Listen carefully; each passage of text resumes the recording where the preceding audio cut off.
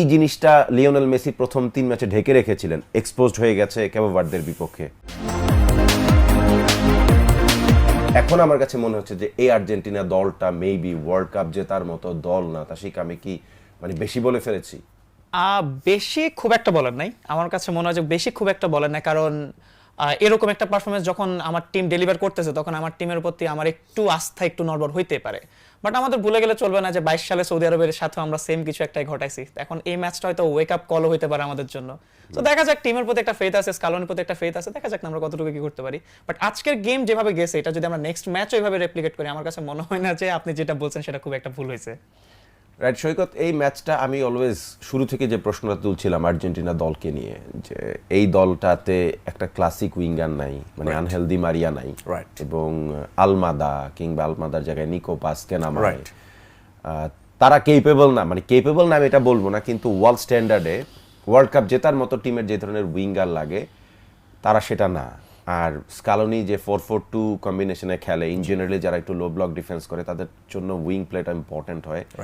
স্কালোনির দলে আসলে উইঙ্গারই নাই। এই জিনিসটা লিওনেল মেসি প্রথম 3 ম্যাচে ঢেকে রেখেছিলেন, এক্সপোজড হয়ে গেছে ক্যাবো ভার্দের বিপক্ষে। আপনার কি মনে হয় যে, যেটা তাশিককেও প্রশ্নটা করেছি, যে এই আর্জেন্টিনা আরেকটু হাই ইন্টেন্স যে ম্যাচগুলো হবে বা আরও বড় দল বা যারা ক্যাবো ভার্দের চেয়ে অনেক বেশি পেস নিয়ে খেলে, যেমন ধরেন ফ্রান্স, ইনফ্যাক্ট মরক্কো যেরকম আমি খেলতে দেখেছি, ইউএসএ কে যেরকম খেলতে দেখেছি, ইনফ্যাক্ট ব্রাজিল শেষ ম্যাচে যেরকম খেলেছে, স্পেন, আপনার কি মনে হয় যে এখন লিওনেল মেসিরা কি বুঝতে পারছে যে না, এটা ডিফারেন্ট বল গেম? না, আপনি যেগুলো বললেন সবগুলাই হচ্ছে এক্স্যাক্ট পয়েন্টে আপনি হিট করেছেন যে জিনিসগুলো বললেন। বা তাশিক যেটা বললো যে 22 সালের কথা যদি আমরা চিন্তা করি, সৌদি আরবের সাথে একটা ম্যাচ, তার প্রথম ম্যাচটা হেরে গেছিল। পার্থক্যটা এখানে এই যে সৌদি আরবের সাথে ওটা ছিল গ্রুপ পর্বের ফার্স্ট ম্যাচ। এক্স্যাক্টলি, আপনি একটা ম্যাচ হেরে গেছেন, পরে আরো 2টা ম্যাচ আপনার কাছে আছে, আপনি কোয়ালিফাই করতে পারবেন পরের রাউন্ডে। এবং আর্জেন্টিনা কিন্তু শেষ পর্যন্ত গ্রুপ চ্যাম্পিয়ন হয়ে কোয়ালিফাই করেছিল। এখানে গতকালকে যে আজকে ভোরে যে খেলাটা হলো, এখানে কিন্তু এই সুযোগটা ছিল না। আপনার পা যদি পিছলে যেত, আপনি কিন্তু সেখানে একবারই বাদ হয়ে যেতেন। তো আমার কাছে শোয়ের আগে ওর সাথে যে আলোচনাটা করছিলাম সেটা হচ্ছে যে আমার কাছে যেটা মনে হয়েছে, আর্জেন্টিনা কেপ ভার্দেকে কিছুটা হলেও হালকাভাবে নিয়েছে। যতটাই হোক না কেন তাদেরকে নিয়ে হাইপ থাকুক, তারা স্পেনের সাথে ড্র করুক না কেন, উরুগুয়ের সাথে ড্র করুক না কেন, আর্জেন্টিনার কাছে মনে হয় নাই যে তারা কেপ ভার্দেকে অতটা ওইভাবে বড় হিসেবে নিয়েছে। এবং এটা তার ম্যাচের মধ্যে আমরা দেখেছি। আপনি যদি দেখেন যে আর্জেন্টিনার প্রথম 2টা যে ম্যাচ, আলজেরিয়ার সাথে বা অস্ট্রিয়ার সাথে যে ইন্টেন্সিটি নিয়ে তারা খেলেছে, আপনি যে ইন্টেন্সিটির কথাটা বললেন, এটার কিন্তু বিন্দু পরিমাণ ইন্টেন্সিটিও কেপ ভার্দের সাথে তাদের ছিল না। এবং এটার মেইন রিজনটা আমার কাছে এটাই মনে হয়েছে, তারা হালকাভাবে নিয়েছে। এবং আপনি যেটা বলছেন যে উইঙ্গারের যে সমস্যাটা, অ্যাঙ্গেল ডি মারিয়া যে শুধুমাত্র সে যেই সময়টাতে খেলেছে সেই জেনারেশনের তো one of the best player ছিলই, সেটা তো একটা বিষয়। ক্লাচ মোমেন্টে যে গোলগুলো দিতে হয়, এটা কিন্তু সবসময় আর্জেন্টিনার সাপোর্টাররা এবং আর্জেন্টিনার টিম সবসময় অ্যাঙ্গেল ডি মারিয়ার কাছ থেকে দেখে আসছে। এবং মেসির সাথে অ্যাঙ্গেল ডি মারিয়ার একটা টেলিপ্যাথিক কমিউনিকেশন আছে, যেটা এই টিমের কারোর সাথে মেসির নাই। কারণ ডি মারিয়ার সাথে মেসি 10 বছর, 12 বছর, 15 বছর একসাথে হচ্ছে ন্যাশনাল টিমে খেলেছে। এই টিমে একটা প্লেয়ারও নাই যার সাথে মেসি এই লং টাইম ধরে খেলছে। এবং আপনি যাদের কথা বলেন, থিয়াগো আলমাদা বলেন, এই দলে লিওনেল মেসি লম্বা সময় ধরে খেলেছে এরকম প্লেয়ার 2022 থেকে 2026, ওই ওয়ার্ল্ড কাপের 17 জন প্লেয়ারই এখানে আছে।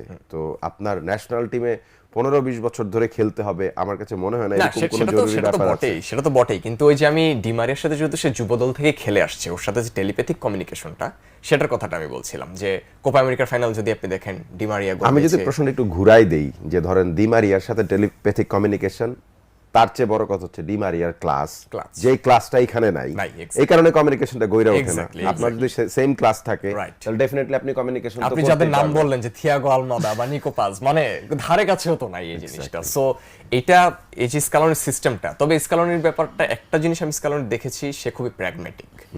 যখন যেভাবে যেই টিমের সাথে খেলাতে হবে সে কিন্তু সেভাবেই খেলানোর চেষ্টাটা করে।